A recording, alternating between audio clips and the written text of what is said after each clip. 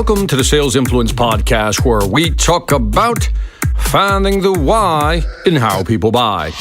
I'm your host, Victor Antonio. Thank you for joining me again. You know I appreciate you.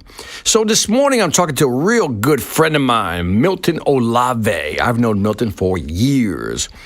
And we were talking about motivation. So this podcast is about motivation, and then I'm going to tie it back into sales. And we're talking about motivation, and I said, Milton, one of the things I just don't like. He said, what is that, Victor? And I said, vision boards.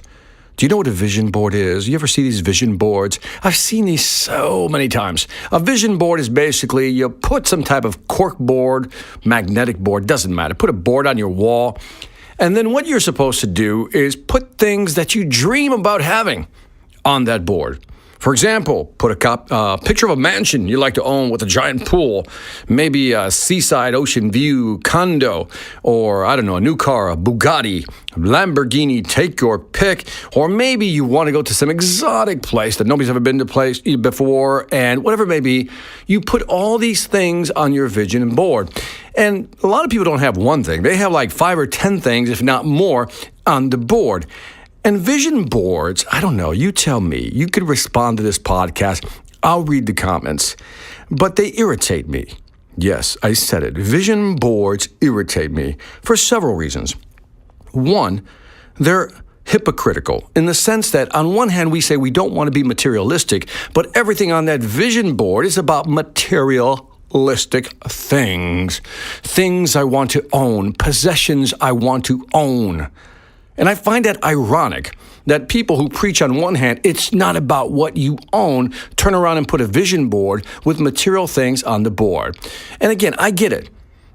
So let me just back off a little bit. Let me just back off just a little bit. I am not saying that you should not have aspirations. That's not what I'm saying. We all want to have goals. We all want to have aspirations of where we want to go, where we want to be, or, dare I say, what we want to have. But when I look at a vision board, it is aspirational, not situational. That's the key phrase here. That's the key turn phrase. It's aspirational, not situational.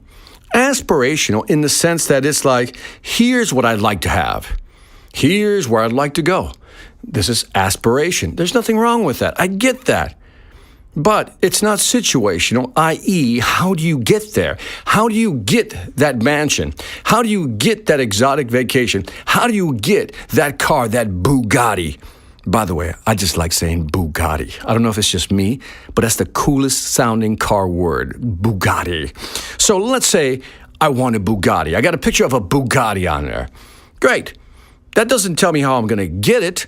So what if we create something beyond the vision board? Something that says, here's the vision board and here's the mission board. And maybe the mission board is all about how do you get that object that you're craving. By the way, footnote, you're being materialistic.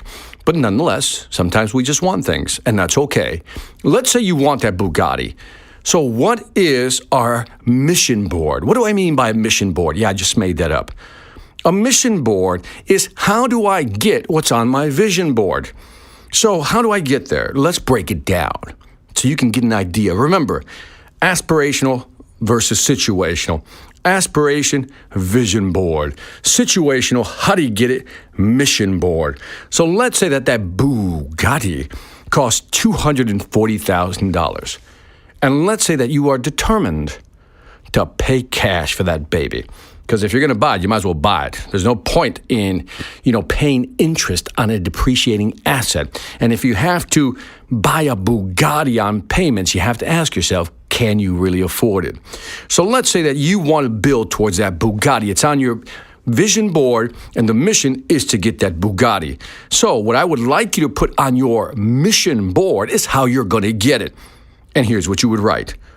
First of all, you make a decision. We're going to pay cash. $240,000. Now, I don't know what a Bugatti costs, but I think that's a good number. Now, to get to $240,000, you have to, let's say, earn, after all expenses, $20,000. Let's keep it simple. Let's just say that you have to earn $20,000 every month And if you take 20,000 times 12, that's how I got to the number, you get 240,000. Said another way, the Bugatti's $240K.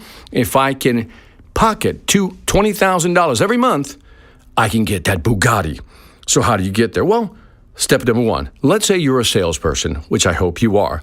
And let's say that on average, when you close a deal, you make $5,000, right? $5,000. Keeping the numbers easy here.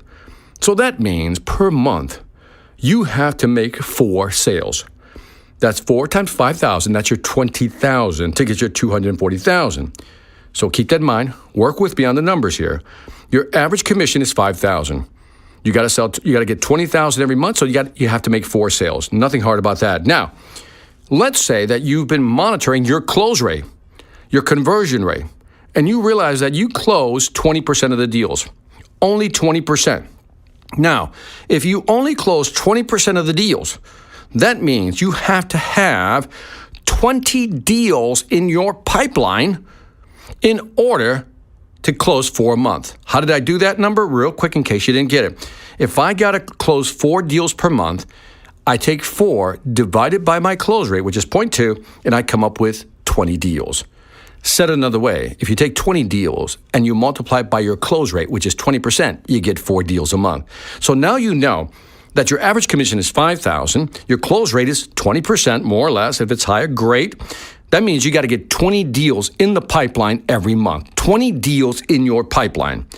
Now, let's dig further into the numbers. So you got to get 20 deals. I got to get 20 deals. Now, you also know that you're on the phone making calls, and you realize that for every 30 calls you make, I'm just picking a number here, for every 30 calls you make, you get 10 meetings. For every 30 calls you make, you get 10 meetings, and out of every 10 meetings, maybe you close 1 deal. You with me so far? You called 30 times, 30 different clients, you set up 10 different meetings.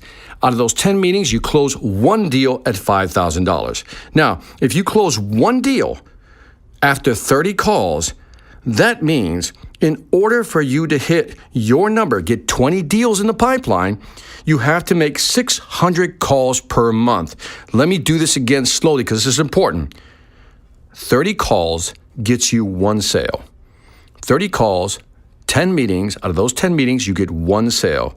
You know you need 4 a month, right? But we also know that we need 20 deals in the pipeline because of our close rate. So if you take 30 calls to get 1 deal, that means you have to make 30 times 20 deals that you need in order to get your 20 deals a month. So you have to make 600 calls per month. 600 calls, which means that the average month has 22 working days. That means you have to make 27 calls every day in order to ensure that you close 4 deals every month. Now that is situational. That is a mission statement. That is called knowing your numbers, breaking down your numbers. Notice I went from aspirational, I want a Bugatti, to here's what I have to do on a daily basis. I have to make 27 calls on a daily basis. I have to close 20% of my deals. And if I do that, I'll earn $20,000 a month and I'll get that Bugatti by the end of the year. That is a mission board. So I want you to keep this in mind. It's okay to have aspirations, but you need a roadmap. You need details. You need the daily activities that you'll need to do. These are things you have to do in order to hit that number so you can buy that nice mansion, that great vacation, or the Bugatti. Anyway, that is it for this Sales Influence podcast. Don't forget to leave me some feedback on iTunes, Stitcher, or YouTube. Let me know what you think. I'd greatly appreciate it. And in fact, what I'm going to do, I'm going to post this one on YouTube. And in the description, look down in the description if you're looking at it on YouTube, and I will write out all these numbers for you so you can actually follow along with this audio. Anyway, go to the Sales Mastery Academy, which is now the Sales Velocity Academy. I keep getting that question all the time. Is it the same thing? We've just rebranded it. So if you want to increase your sales velocity, go to salesvelocityacademy.com. And lastly, I want to thank you for listening. This is Victor Antonio, always reminding you, selling ain't hard when you know how. Take care.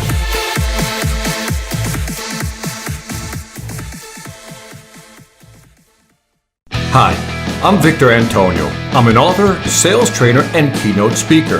I'm often asked, What makes a great speaker? Is it someone who delivers real content that the audience can use? Is it someone who engages the audience so they're part of the learning experience? Or is it someone who can motivate an audience to push them beyond their comfort zone and discover new abilities? The answer is yes. But the most important thing to remember is that I'm not there to look good. I'm there to make my client look good. Simply put, it's never about me, and it's always about them.